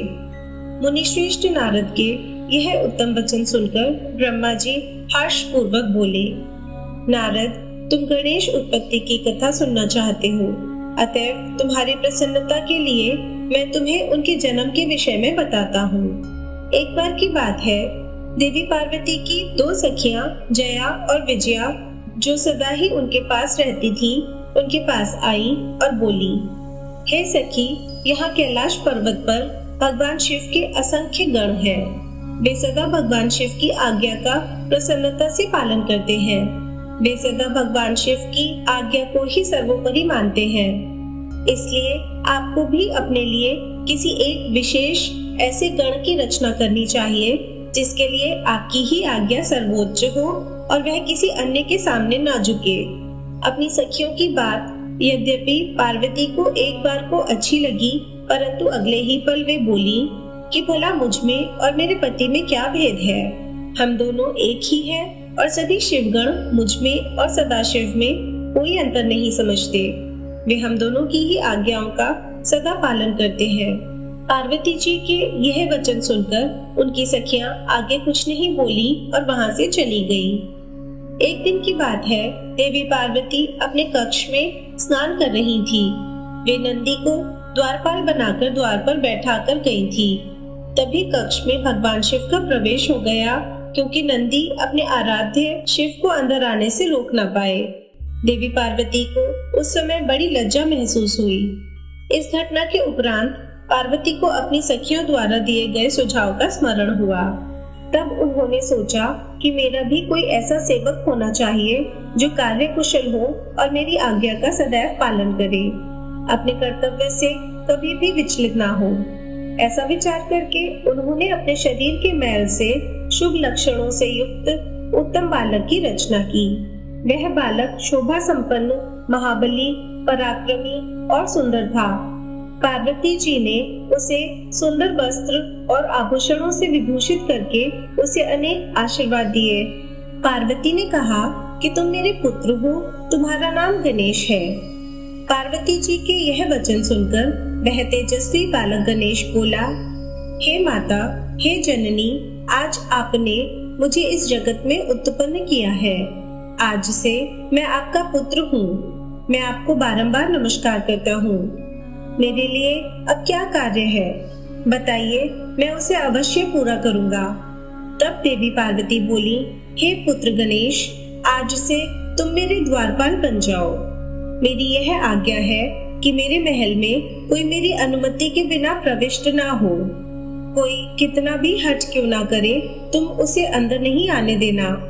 यह कहकर पार्वती ने एक छड़ी गणेश के हाथ में पकड़ा दी और प्रेम पूर्वक उनका मुख चूमकर अंदर स्नान करने के लिए चली गई। गणेश सजगता से हाथ में छड़ी लेकर महल के द्वार पर पहरा देने लगे। उसी समय भगवान शिव देवी पार्वती से मिलने की इच्छा लेकर महल में आ गए। जब वे द्वार पर पहुंचे तो गणेश ने उनसे कहा, हे देव, इस समय मेरी माता अंदर स्नान कर रही है, अतः आप यहाँ से चले जाएं तथा बाद में आए। यह कहकर उन्होंने भगवान शिव के सामने छड़ी अड़ा दी। चूंकि गणेश जी ने भगवान शिव को पहले कभी नहीं देखा था, इसलिए उन्हें वे पहचान नहीं सके। यह देखकर भगवान शिव को क्रोध आ गया और वे बोले, ओ मूर्ख, तू मुझको अंदर जाने से रोक रहा है। तू नहीं जानता कि मैं कौन हूँ? मैं शिव हूँ। मैं ही पार्वती का पति हूँ और अपने ही घर में जा रहा हूँ। यह कहकर जैसे ही भगवान शिव आगे बढ़े, गणेश जी ने उन पर छड़ी से प्रहार कर दिया। यह देखकर भगवान शिव को क्रोध आ गया। उन्होंने अपने गणों को गणेश को वहां से हटाने की आज्ञा दी और स्वयं बाहर खड़े हो गए। ब्रह्मा जी बोले, नारद, शिवगण अपने प्रभु भगवान शिव की आज्ञा पाकर द्वार पर पहुँचे और द्वारपाल बने श्री गणेश को वहां से हट जाने के लिए कहा। परंतु जब गणेश ने हटने से साफ इनकार कर दिया और शिवगणों को डांटा फटकारा, तो वे भी गणेश से लड़ने लगे और बोले, ओ मूर्ख बालक, अगर तू अपने प्राणों की रक्षा करना चाहता है तो अभी और इसी वक्त महल के द्वार को छोड़कर यहाँ से चला जा, अन्यथा दंड पाने के लिए तैयार हो जा। यह देखकर गणेश को क्रोध आ गया और वे कठोरता पूर्वक शिवगणों से बोले कि तुम इसी समय यहाँ से दूर चले जाओ, वरना मेरे क्रोध को भुगतने के लिए तैयार हो जाओ। गणेश की बातें सुनकर शिवगण हंसने लगे। फिर द्वारपाल श्री गणेश को डांटते हुए बोले, मूर्ख, हम भगवान शिव के गण हैं और उनकी आज्ञा से ही तुम्हें यहाँ से हटने के लिए कह रहे हैं।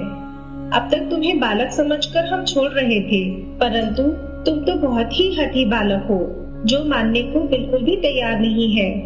अभी भी कहते हैं कि शीघ्र ही यहाँ से हट जाओ, अन्यथा मार दिए जाओगे। शिवगणों के इन वाक्यों को सुनकर गणेश जी अत्यंत क्रोधित हो गए। उन्होंने शिवगणों को डांटा और धमकाकर वहाँ से भगा दिया। उनके इस प्रकार डांटने से शिवगण भयभीत होकर वहाँ से भागकर भगवान शिव के पास वापस आ गए। वहाँ जाकर उन शिवगणों ने अपने स्वामी भगवान शिव को जाकर सारी बातें बता दी। यह सुनकर भगवान शिव ने क्रोधित होकर श्री गणेश को द्वार से हटाने का आदेश अपने गणों को दिया। शिवगण पुनः द्वार पर पहुँचे और गणेश को हटने के लिए कहने लगे, परंतु गणेश ने वहाँ से हटने से साफ इनकार कर दिया।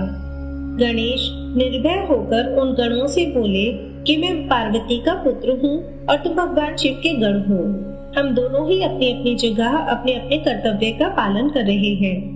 तुम शिव जी की आज्ञा मानकर मुझे द्वार से हटाना चाहते हो, परंतु मैं अपनी माता की आज्ञा मानते हुए उनकी बिना आज्ञा प्राप्त किए किसी को भी इस द्वार से प्रवेश करने की आज्ञा नहीं दे सकता। अतः मुझसे बार बार द्वार से हटने के लिए ना कहो और जाकर अपने आराध्य स्वामी को इसकी सूचना दे दो। तब शिवगण भगवान शिव के पास गए और उन्हें सब बातों से अवगत करा दिया। भगवान शिव तो महान लीलाधारी है, उनकी बातों को समझ पाना अत्यंत कठिन है। यह सुनकर उन्होंने अपने गणों से कहा कि वह छोटा सा बालक अकेला तुम्हें डरा रहा है और तुम इतनी अधिक संख्या में होकर भी उससे डर रहे हो। जाओ, जाकर उससे युद्ध करो और उसे बंदी बनाकर द्वार के सामने से हटाकर ही मेरे सामने आना। ब्रह्मा जी बोले, नारद, जब भगवान शिव ने इस प्रकार अपने गणों को आज्ञा दी कि वे द्वार पर खड़े उस गण को किसी भी प्रकार से हटा दे, तब शिवगण निर्भय होकर पुनः महल के द्वार पर आ खड़े हुए। उन्हें देखकर गणेश जी हंसने लगे और बोले कि तुम फिर से आ गए। तुम्हें मैंने अभी समझाया था कि मैं यहाँ से हटने वाला नहीं हूँ। मेरी माता पार्वती ने मुझे इसीलिए उत्पन्न किया है ताकि मैं उनकी हर आज्ञा का पालन कर सकूं। मेरे लिए उनकी आज्ञा ही सर्वश्रेष्ठ है। उनकी अवज्ञा मेरे वश में नहीं है। तुम ऐसे ही बार बार मुझे परेशान करने के लिए यहाँ आ रहे हो। तब शिवगण बोले, अरे मूर्ख, अब की बार हम तुमसे विनम्रता से कहने नहीं आए हैं, क्योंकि लातों के भूत बातों से नहीं मानते। अब हम तुम्हें तुम्हारी भ्रष्टता के लिए दंड देने आए हैं। यह कहकर सभी शिवगण, जो कि विभिन्न प्रकार के आयुधों से विभूषित थे, गणेश पर टूट पड़े। गणेश और शिवगणों में बहुत भयानक युद्ध होने लगा, परंतु गणेश के साहस और पराक्रम को देखकर सभी शिवगणों के होश उड़ गए। शिव जी का कोई भी गण गणेश को परास्त नहीं कर सका। गणेश ने अकेले ही अनेकों शिवगणों को मार मारकर घायल कर दिया और वहां से भागने को विवश कर दिया। तत्पश्चात पुनः महल के द्वार पर डटकर खड़े हो गए। तब सब शिवगण घायल अवस्था में शिव जी के पास पहुँचे और उन्हें सारी बातें कह सुनाई। हे नारद, तभी मैं और श्रीहरि भी भगवान शिव के दर्शनों के लिए कैलाश पर पहुँचे। वहाँ हमने भगवान शिव को इस प्रकार चिंतित देखकर उनकी परेशानी का कारण पूछा। तब शिव जी ने कहा, हे विधाता, हे विष्णु, मेरे महल के द्वार पर एक बालक हाथ में छड़ी लेकर खड़ा है और वह मुझे महल के भीतर नहीं जाने दे रहा है, अतः मैं यहाँ खड़ा हूँ। उसने मेरे गणों को भी मार पीट कर वहाँ से भगा दिया है। ब्रह्मा जी, आप जाकर उस बालक को समझाएं। तब मैं भगवान शिव की आज्ञा से गणेश को समझाने के लिए गया। मुझे वहां आया देखकर गणेश जी का क्रोध और बढ़ गया और वे मुझे मारने के लिए दौड़े। उन्होंने मेरी दाढ़ी मूछें नोच डाली और मेरे साथ गए गणों को प्रताड़ित करने लगे। यह देखकर मैं वहां से लौट आया। भगवान शिव को मैंने सारी घटना बता दी। यह सुनकर उन्हें बहुत क्रोध आया। तब शिव जी ने इंद्र सहित सभी देवताओं, भूतों, प्रेतों को गणेश जी को द्वार से हटाने के लिए भेजा, परंतु यह सब व्यर्थ हो गया। गणेश जी ने सबको मार पीट कर वहां से भगा दिया। उस छोटे से बालक ने देवताओं की विशाल सेना के छक्के छुड़ाकर रख दिए।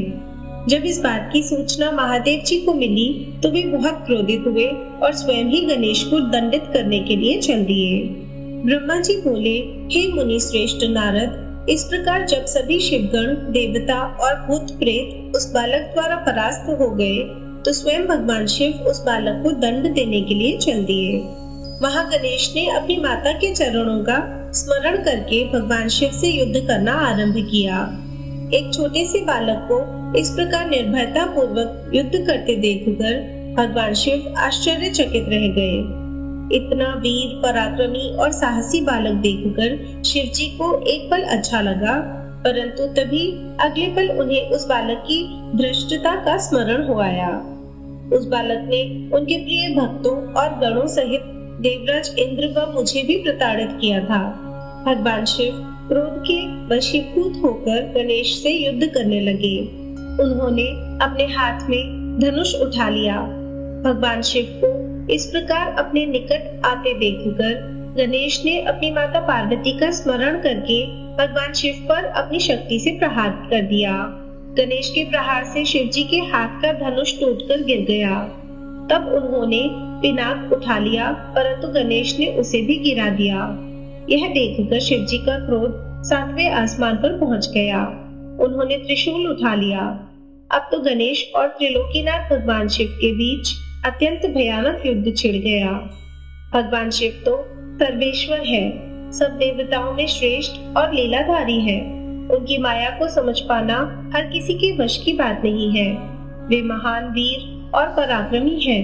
उनकी शक्ति को ललकारना स्वयं अपनी मृत्यु को बुलावा देने जैसा है, परंतु गणेश भी यह न समझ सके।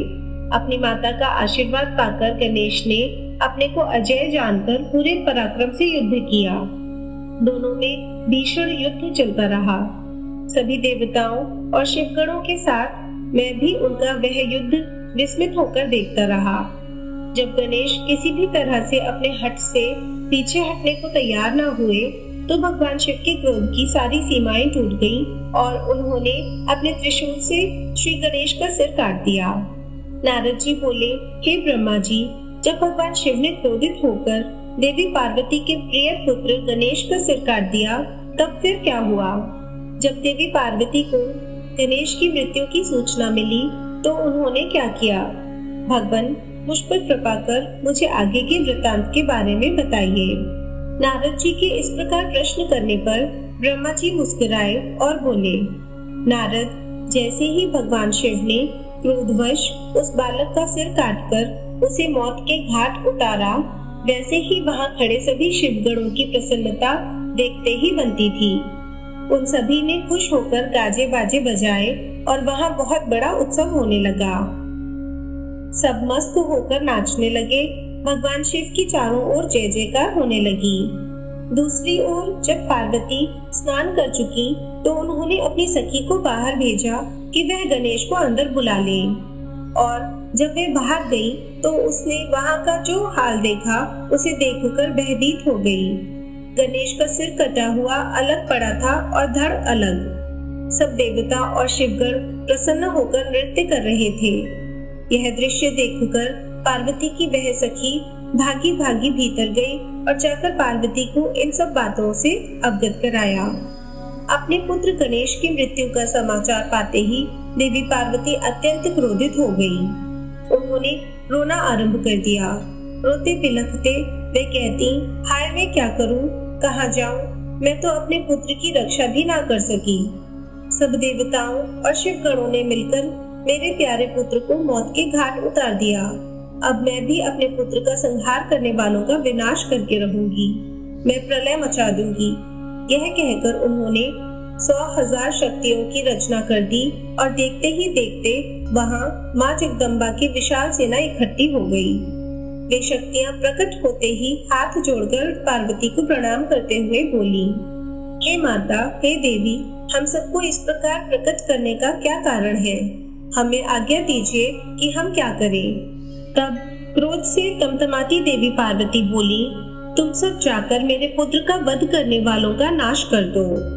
तुम देव सेना में प्रलय मचा दो। आज्ञा पाते ही देवी पार्वती की वह शक्तिशाली सेना वहां से चली गई। बाहर जाकर उसने देवताओं और शिवगणों पर आक्रमण कर दिया। वे क्रोधित देवियां किन्हीं देवताओं को पकड़ पकड़ कर अपने मुंह में डाल लेती तो किसी पर अस्त्र शस्त्रों का प्रहार करती।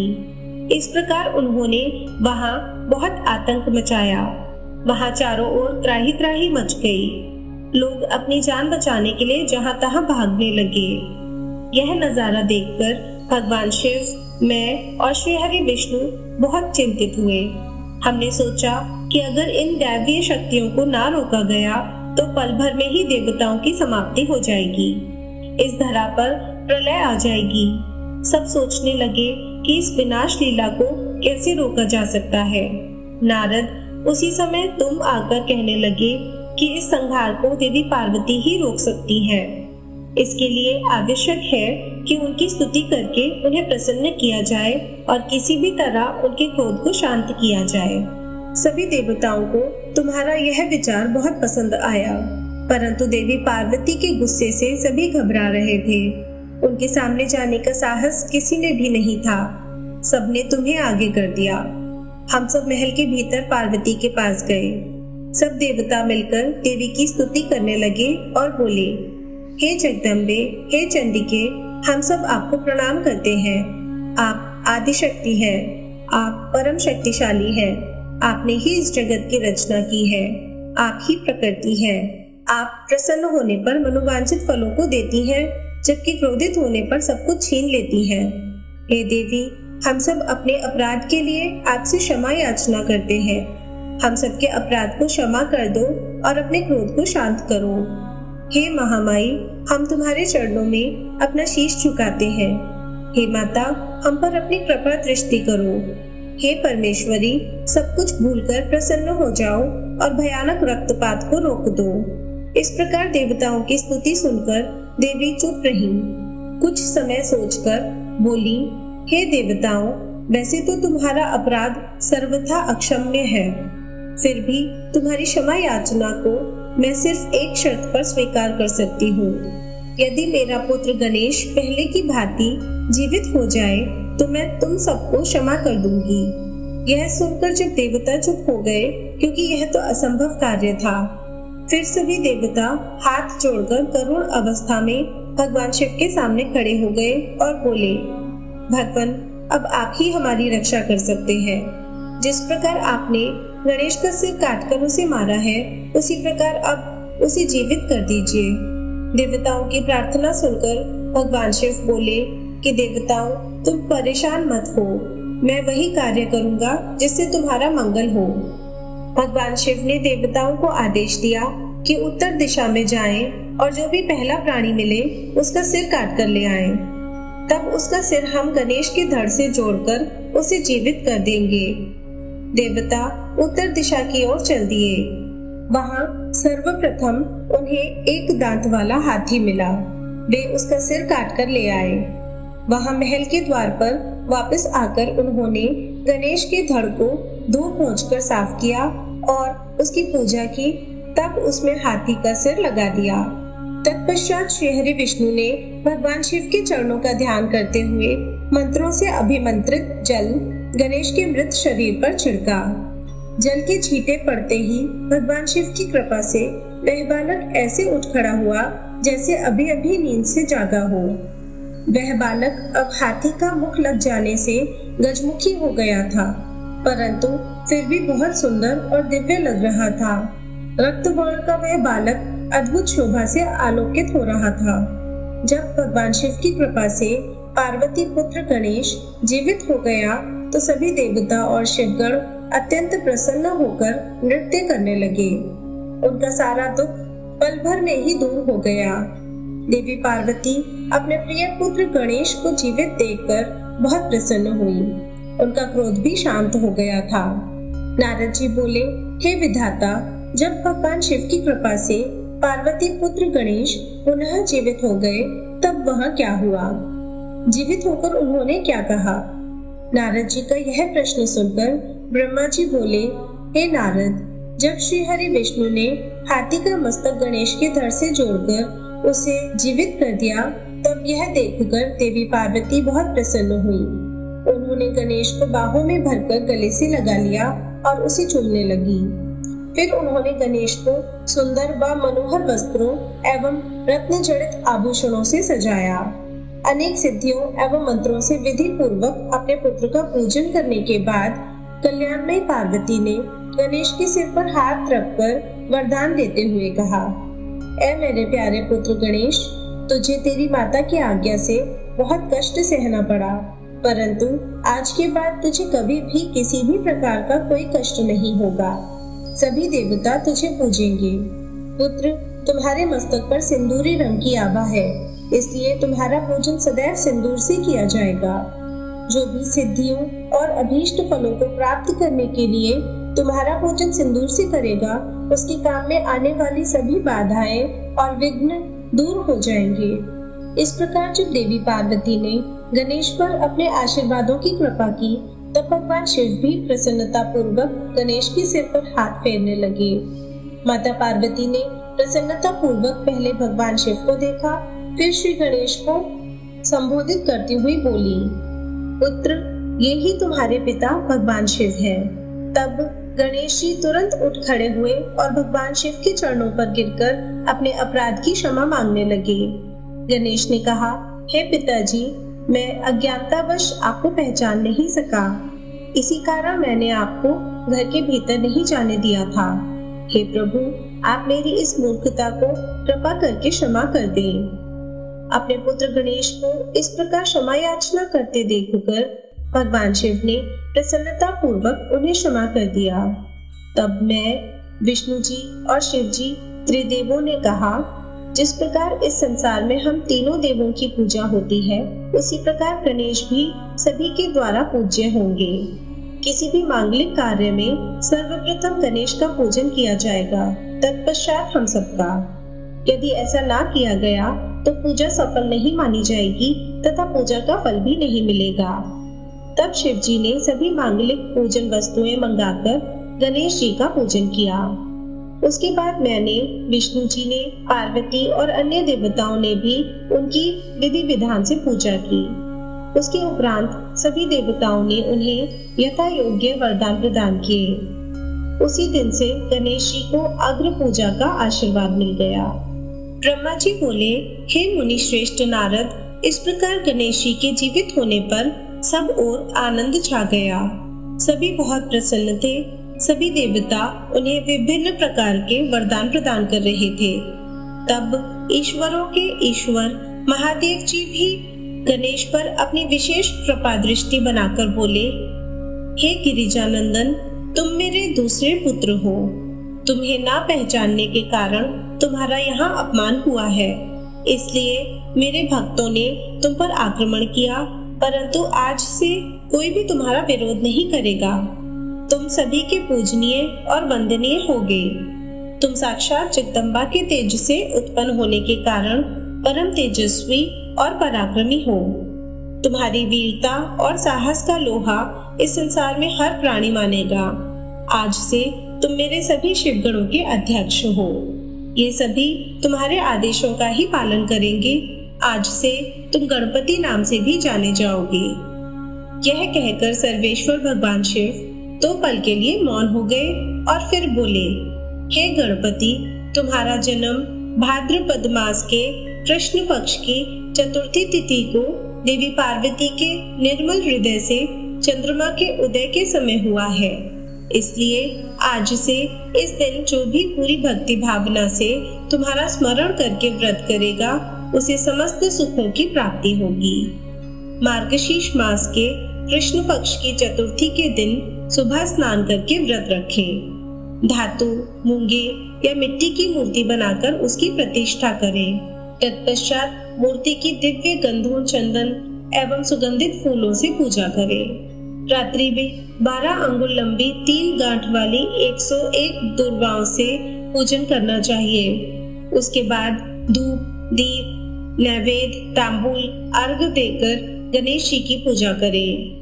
बाद में बाल चंद्रमा का पूजन करें। फिर ब्राह्मणों को उत्तम भोजन कराएं। स्वयं बिना नमक का ही खाना खाएं। इस प्रकार इस उत्तम गणेश चतुर्थी व्रत को करें। जब व्रत करते करते 1 वर्ष पूरा हो जाए, तब भक्ति भावना से इस व्रत का उद्यापन करना चाहिए। उद्यापन में 12 ब्राह्मणों को भोजन कराएं। व्रत का उद्यापन करते समय पहले से स्थापित कलश के ऊपर गणेश की मूर्ति रखें। वेदी तैयार कर उस पर अष्टदल कमल बनाकर हवन करें। तत्पश्चात मूर्ति के सामने 2 स्त्रियों व 2 बालकों को बिठाकर उनकी विधि विधान से पूजा करें। फिर उन्हें आदर पूर्वक भोजन कराएं। पूरी रात उनका भक्ति भाव से जागरण करें। सुबह होने पर गणेश जी का पूजन पुनः करें। पूजन करने के पश्चात उनका विसर्जन कर दें। फिर बालकों से आशीर्वाद लेकर उनसे स्वस्ति वाचन कराएं और व्रत को पूर्ण करने हेतु श्री गणेश को पुष्प अर्पित करें। तत्पश्चात भक्ति भाव से दोनों हाथ जोड़कर उन्हें नमस्कार करें। हे गणेश, इस प्रकार जो श्रद्धा पूर्वक उत्तम भक्ति भाव के साथ तुम्हारी शरण में आएगा और तुम्हें रोज पूजेगा, उसके सभी कार्य सफल हो जाएंगे, उसे सभी अभीष्ट फलों की प्राप्ति होगी। गणेश का पूजन सच्चे मन से सिंदूर, चंदन, चावल और केतकी के फूलों से करने वाले के सभी विघ्नों और कलेशों का नाश हो जाएगा। उस मनुष्य के अभीष्ट कार्य अवश्य ही सिद्ध होंगे। यह गणेश चतुर्थी व्रत सभी स्त्री एवं पुरुषों के लिए श्रेष्ठ है। विशेषतः जो मनुष्य अभ्युदय की इच्छा रखते हैं, उन्हें उत्तम भक्ति भाव से इस व्रत को अवश्य करना चाहिए, क्योंकि गणेश चतुर्थी का व्रत करने वाले मनुष्य की सभी इच्छाएं और कामनाएं पूरी होती है। इसलिए सभी मनुष्यों को इस श्रेष्ठ व्रत को पूरा करना चाहिए तथा सदैव तुम्हारी भक्ति भाव से आराधना करनी चाहिए। इस प्रकार त्रिलोकीनाथ भगवान शिव ने अपने पुत्र गणेश को सभी मनुष्यों तथा देवताओं द्वारा पूजित होने का उत्तम आशीर्वाद प्रदान किया। सभी देवता और ऋषि मुनि भगवान शिव के वचन सुनकर बहुत प्रसन्न हुए। उनके आनंद की कोई सीमा न रही। वे सभी भक्ति रस में डूबकर शिव पार्वती पुत्र गणपति की आराधना करने लगे। यह देखकर देवी पार्वती की खुशी की कोई सीमा न रही। वे देवताओं को अपने पुत्र गणेश का पूजन करते देख मन ही मन भगवान शिव के चरणों का ध्यान करते हुए उनका धन्यवाद करने लगी। उनका सारा क्रोध पल भर में ही शांत हो गया था। उस समय सभी दिशाओं में दुंदुभियां बजने लगी। अप्सराएं सहर्ष नृत्य करने लगी। सुंदर मंगल गान होने लगे तथा श्री गणेश जी पर आकाश से फूलों की वर्षा होने लगी। अपने पुत्र को गणाधीश बनाए जाने पर माता पार्वती फूली नहीं समा रही थी। उस समय चारों ओर उत्सव होने लगा। तत्पश्चात उस समय वहां उपस्थित समस्त देवता और ऋषि मुनि उस स्थान के निकट गए जहां भगवान शिव और देवी पार्वती अपने पुत्र गणेश के साथ विराजमान थे। देवताओं और ऋषियों ने भक्ति भावना से उन्हें नमस्कार किया और उनकी स्तुति करने लगे। फिर शिव जी से विदा लेकर सब अपने अपने धामों को चले गए। फिर मैं और श्री हरि भी उनसे विदा लेकर अपने लोकों को लौट गए।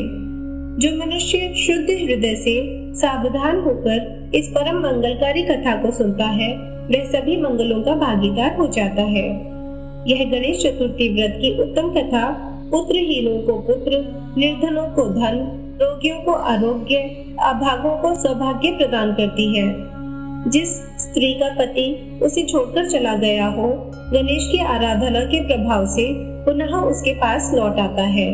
दुखों और शोकों में डूबा मनुष्य इस उत्तम कथा को सुनकर शोक रहित होकर सुखी हो जाता है। जिस मनुष्य के घर में श्री गणेश की महिमा का वर्णन करने वाले उत्तम ग्रंथ रहते हैं, उस घर में सदा मंगल होता है। श्री गणेश की कृपा अपने भक्तों पर सदा रहती है और वे अपने भक्तों के कार्य में आने वाले सभी विघ्नों का विनाश कर उसकी सभी मनोकामनाओं को पूरा करते हैं। नारद जी ने पूछा, हे विधाता, आपने मुझे श्री गणेश के जन्म एवं उनके अद्भुत पराक्रम और साहस के साथ माता पार्वती के द्वार की रक्षा करने का उत्तम वृतांत सुनाया। अब मुझे यह बताइए कि जब भगवान शिव ने गणेश को पुनर्जीवित करके अनेक आशीर्वाद प्रदान किए, तब उसके पश्चात वहाँ क्या हुआ? ब्रह्मा जी बोले, हे मुनि श्रेष्ठ नारद, तत्पश्चात भगवान शिव पार्वती अपने दोनों पुत्रों गणेश और कार्तिकेय के साथ आनंद पूर्वक अपने निवास कैलाश पर्वत पर रहने लगे। शिव पार्वती अपने पुत्रों गणेश और कार्तिकेय की बाल लीलाओं को देखकर बहुत प्रसन्न होते और बहुत लाड प्यार करते। वे दोनों अपने माता पिता की भक्ति भावना से पूजा अर्चना करते थे, जिससे शिव पार्वती बहुत प्रसन्न होते। धीरे धीरे ऐसी ही लीलाओं के बीच समय बीतता गया और गणेश व कार्तिकेय युवा हो गए। तब एक दिन शिव पार्वती साथ साथ बैठे हुए आपस में बातचीत कर रहे थे। देवी पार्वती ने भगवान शिव से कहा कि प्रभु, हमारे दोनों ही पुत्र विवाह के योग्य हो गए हैं, अतः हमें अब दोनों पुत्रों का विवाह कर देना चाहिए। तब दोनों यह विचार करने लगे कि पहले गणेश का विवाह किया जाए या कार्तिकेय का। जब माता पिता ने अपनी इच्छा पुत्रों को बताई तो उनके मन में भी विवाह की इच्छा जाग उठी। दोनों पुत्र विवाह के लिए सहर्ष तैयार हो गए। तब भगवान शिव अपने पुत्रों से बोले, हे पुत्रों, तुम दोनों ही हमारे लिए प्रिय हो, परंतु हम इस असमंजस में हैं कि तुम दोनों में से पहले किसका विवाह किया जाए। इसलिए हमने एक युक्ति निकाली है। तुम दोनों में से जो भी पृथ्वी की परिक्रमा करके पहले लौट आएगा, उसका विवाह पहले किया जाएगा। अपने पिता के यह वचन सुनकर कुमार कार्तिकेय तुरंत अपने वाहन पर सवार होकर यथाशीघ्र पृथ्वी की परिक्रमा करने हेतु माता पिता की आज्ञा लेकर निकल पड़े। परंतु श्री गणेश वहीं यथावत खड़े होकर कुछ सोचने लगे। तत्पश्चात उन्होंने घर के अंदर जाकर स्नान किया और पुनः माता पिता के पास आए और बोले, आप दोनों मेरे द्वारा लगाए गए इन आसनों को ग्रहण कीजिए। मैं आप दोनों की परिक्रमा करना चाहता हूँ। तब भगवान शिव और देवी पार्वती ने हर्ष पूर्वक आसन ग्रहण कर लिया। शिव पार्वती के आसन पर बैठ जाने के पश्चात गणेश ने उन्हें हाथ जोड़कर बारंबार प्रणाम किया और उनकी विधि विधान से पूजा अर्चना की। पूजा करने के बाद उन्होंने भक्ति भाव से उनकी 7 बार परिक्रमा की। माता पिता की 7 बार परिक्रमा करने के पश्चात गणेश हाथ जोड़कर प्रभु के सामने खड़े हो गए और उनकी स्तुति करते हुए बोले, आपकी आज्ञा को मैंने पूरा किया। अब आप यथाशीघ्र मेरा विवाह संपन्न कराएं। यह सुनकर शिव पार्वती ने गणेश से पृथ्वी की परिक्रमा कर आने के लिए कहा। उन्होंने कहा कि जिस प्रकार कार्तिकेय पृथ्वी की परिक्रमा करने गए हैं, तुम भी जाओ और उनसे पहले लौट आओ, तभी तुम्हारा विवाह पहले हो सकता है। शिव शिवा के यह वचन सुनकर गणेश बोले, आप दोनों तो महाबुद्धिमान हैं। आपके ज्ञान की कोई सीमा नहीं है। आप धर्म और शास्त्रों में पारंगत हैं। मैं तो आपकी आज्ञा के अनुरूप पृथ्वी की परिक्रमा एक बार नहीं बल्कि 7 बार कराया हूँ। यह सुनकर शिव पार्वती बड़े आश्चर्यचकित होकर बोले कि हे पुत्र, तुम इतनी विशाल 7 द्वीप वाली समुद्र, पर्वत और काननों से युक्त पृथ्वी की परिक्रमा कब कर आए? तुम तो यहाँ से कहीं गए भी नहीं। भगवान शिव और देवी पार्वती के इस प्रकार किए गए प्रश्न को सुनकर बुद्धिमान गणेश जी बोले, मैंने आप दोनों की पूजा करके आपकी 7 बार परिक्रमा कर ली है। इस प्रकार मेरे द्वारा पृथ्वी की परिक्रमा पूरी हो गई। वेदों में इस बात का वर्णन है कि अपने माता पिता की श्रद्धा भाव से पूजा करने के पश्चात उनकी परिक्रमा करने से पृथ्वी की परिक्रमा का पुण्य फल प्राप्त होता है। माता पिता के चरणों की धूल ही पुत्र के लिए महान तीर्थ है। वेद शास्त्र इसको प्रमाणित करते हैं। फिर आप क्यों इस बात को मानने से इनकार कर रहे हैं? हे पिताश्री, आप तो सर्वेश्वर हैं, निर्गुण निराकार परब्रह्म ईश्वर हैं। भला आप कैसे मेरे वचनों को झुटला सकते हैं? कृपा कर बताइए कि शास्त्रों के अनुसार क्या मैं गलत हूँ? इस प्रकार गणेश जी के वचन सुनकर शिव पार्वती अत्यंत आश्चर्यचकित हुए। अपने पुत्र गणेश को वेदों और शास्त्रों का ज्ञाता जानकर उनकी प्रसन्नता की कोई सीमा न रही। तब मुस्कुराते हुए भगवान शिव पार्वती बोले, हे प्रिय पुत्र, तुम बलवान और साहसी होने के साथ साथ परम बुद्धिमान भी हो। यह सत्य है कि जिसके पास बुद्धि बल है वही बलशाली भी है। बिना बुद्धि के बल का प्रयोग भी संभव नहीं होता। बुद्धिहीन मनुष्य संकट में फंस जाने पर बलशाली होने के बावजूद भी मुक्त नहीं हो पाता। वेद शास्त्र और पुराण यही बताते हैं क्योंकि माँ बाप का स्थान सबसे ऊपर होता है। उसके चरणों में ही स्वर्ग होता है। उनके चरणों में ही स्वर्ग है। अपने माता पिता की आज्ञा का पालन करना ही पुत्र का एकमात्र धर्म है। उनकी परिक्रमा पृथ्वी की परिक्रमा से भी बढ़कर है। अतः तुम्हारी बात सर्वथा सत्य है। तुमने कार्तिकेय से पहले ही पृथ्वी की परिक्रमा पूर्ण कर ली है। अतः हमें तुम्हारा विवाह सबसे पहले और शीघ्र ही करना है। जब भगवान शिव और पार्वती ने गणेश की बात का समर्थन कर उसे स्वीकार कर लिया, तब गिरिजानंदन प्रसन्न हो गए और अपने माता पिता को प्रणाम करके वहां से चले गए। महादेव जी अपनी प्रिय पार्वती के साथ बैठकर इस चिंता में डूब गए कि हम विवाह के लिए वधू की खोज कहाँ करें। जब वे इस प्रकार विचार कर रहे थे, तभी प्रजापति विश्वरूप कैलाश पर्वत पर पधारे और उन्होंने भक्ति भाव से शिव शिवा को नमस्कार कर उनकी स्तुति की। जब महादेव जी ने उनसे कैलाश आगमन का कारण जानना चाहा, तब प्रसन्न हृदय से विश्वरूप जी ने कहा, हे भगवान, मैं आपके पास अपनी 2 पुत्रियों सिद्धि और बुद्धि के विवाह का प्रस्ताव लेकर आया हूँ। प्रभु, सिद्धि और बुद्धि सुंदर और सर्व गुण संपन्न है। मैं उनका विवाह आपके पुत्र से करना चाहता हूँ। प्रजापति विश्वरूप के वचन सुनकर भगवान शिव और देवी पार्वती बहुत हर्षित हुए और उन्होंने उनका विवाह प्रस्ताव स्वीकार कर लिया। भगवान शिव शिवा ने अपने प्रिय पुत्र गणेश का शुभ विवाह सिद्धि बुद्धि के साथ आनंद पूर्वक संपन्न कराया। इस शुभ अवसर पर सब देवता हर्ष पूर्वक सम्मिलित हुए। उन्होंने गणेश को सपत्नी ढेरों आशीर्वाद और शुभाशीष प्रदान किए और अपने अपने स्थान पर लौट गए। तत्पश्चात श्री गणेश अपनी दोनों पत्नियों के साथ आनंद पूर्वक विहार करने लगे। काफी समय व्यतीत हो जाने के पश्चात उनके 2 पुत्र उत्पन्न हुए। सिद्धि से उत्पन्न पुत्र का नाम शुभ तथा बुद्धि से प्राप्त पुत्र का नाम लाभ रखा गया। इस प्रकार श्री गणेश अपने दोनों पत्नियों और पुत्रों के साथ आनंद पूर्वक रहने लगे। जब श्री गणेश को सुख पूर्वक अपना जीवन व्यतीत करते हुए काफी समय बीत गया, तब कुमार कार्तिकेय पृथ्वी की परिक्रमा पूरी करके लौट आए। वे घर पहुंचने ही वाले थे कि रास्ते में ही उनकी भेंट नारद तुमसे हो गई। तब तुमने कार्तिकेय से कहा कि तुम्हारे माता पिता ने तुमसे सौतेला व्यवहार किया है। तुम्हें पृथ्वी की परिक्रमा पर भेजकर तुम्हारे भाई गणेश का 2 सुंदर कन्याओं से विवाह कर दिया है। अब तो उनके 2 पुत्र भी हो चुके हैं और वे आनंद पूर्वक अपना जीवन सुख से बिता रहे हैं। यह तुम्हारे माता पिता ने अच्छा नहीं किया है। नारद तुम्हारी ऐसी बातें सुनकर कार्तिकेय क्रोध में भर गए। वे अत्यंत व्याकुल होकर अति शीघ्र घर पहुंचे। क्रोध के कारण उनका मुख लाल हो गया था। कैलाश पर्वत पर पहुंचकर उन्होंने अपने माता पिता को हाथ जोड़कर प्रणाम किया। तत्पश्चात उन्होंने अपने माता पिता से इस विषय में अपनी नाराजगी प्रकट की। कार्तिकेय ने कहा कि आप दोनों ने अपने ही पुत्र को धोखे से यहाँ से भगा दिया और अपने प्रिय पुत्र गणेश का चुपचाप विवाह कर दिया। आप दोनों ने मेरे साथ सौतेले पुत्र जैसा व्यवहार किया है।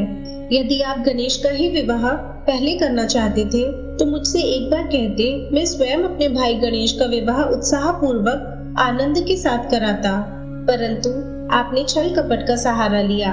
आप सिर्फ एक पुत्र से ही प्यार करते हैं। मेरे होने ना होने का आपको कोई फर्क नहीं पड़ता। अतः मैं यहाँ से हमेशा हमेशा के लिए जा रहा हूँ। अब मैं क्रौंच पर्वत पर जाकर सदैव तपस्या करूँगा। यह कहकर कुमार कार्तिकेय वहां से चले गए। भगवान शिव और पार्वती ने उन्हें समझाना चाहा, पर उन्होंने उनकी बात अनसुनी कर दी। नारद उस दिन से स्वामी कार्तिकेय कुमार नाम से प्रसिद्ध हो गए। तब से इन तीनों लोकों में उनका नाम कुमार कार्तिकेय विख्यात हो गया। कार्तिकेय का नाम पापहारी, शुभकारी, पुण्यमयी एवं ब्रह्मचर्य की शक्ति प्रदान करने वाला है। कार्तिक पूर्णिमा के दिन प्रति नक्षत्र में जो भी मनुष्य स्वामी कार्तिकेय के दर्शन अथवा पूजन करता है, उसके सभी पाप नष्ट हो जाते हैं और उसे मनोवांछित फलों की प्राप्ति होती है। सभी देवता और ऋषिगण भी इस दिन कार्तिकेय के दर्शनों को जाते हैं। उधर कुमार कार्तिकेय के इस प्रकार नाराज होकर चले जाने के कारण उनकी माता पार्वती बहुत दुखी थी। वे शिवजी को साथ लेकर क्रौंच पर्वत पर गईं। उन्हें देखकर कार्तिकेय पहले ही वहां से चले गए।